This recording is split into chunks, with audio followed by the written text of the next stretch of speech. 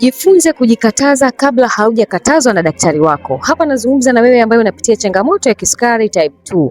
Kwani wagonjwa wengi ambao wanapitia hii changamoto huwa wanapenda kula vitu vitamu. Sasa in case ikitokea kapata elimu kuhusiana na vyakula, basi anahisi ni vyakula tu ndo anatakiwa kuviepuka. Hiyo ni hapana kabisa. Unaona hapa mkononi kwangu nina pipi. Hii ni pipi ambayo ina kiwango kikubwa sana cha sukari.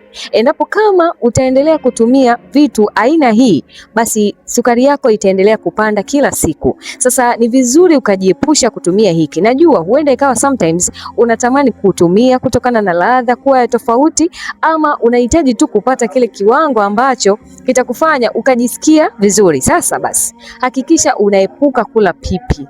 Sasa hapa usinielewe vibaya. Sijasema kwamba pipi ni mbaya. Hapana, hii pipi ni nzuri na ni tamu sana, lakini ni nzuri kwa yule ambaye ana afya iliyokuwa bora. Wewe ambaye unapitia changamoto ya kisukari, jiepushe kula pipi, na sio aina hii tu. Huu ni mfano.